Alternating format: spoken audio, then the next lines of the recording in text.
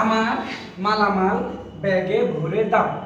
এই বাক্যটিকে আমরা যদি ইংরেজিতে ট্রান্সলেট করতে চাই তাহলে আমরা এইভাবে করতে পারি যে এখানে আছে ব্যাগে ভরে দাও।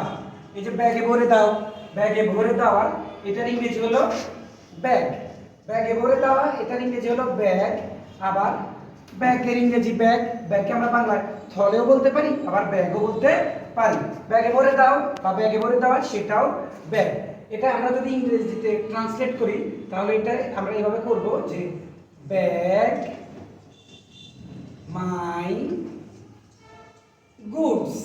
গুডস অর্থ হলো মালামাল, আর শুধু গুড হলো ভালো, কিন্তু মালামাল বা পণ্য হলে গুডস।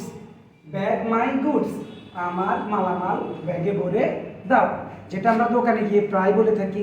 আমরা যদি বাংলায় না বলে যদি ইংরেজিতে বলতে চাই তাহলে আমরা বলবো যে ব্যাগ মাই গুডস, আর বাংলায় বললে তো আমরা বলবো যে আমার মালামাল বা আমার পণ্য ব্যাগে ভরে দাও। ধন্যবাদ।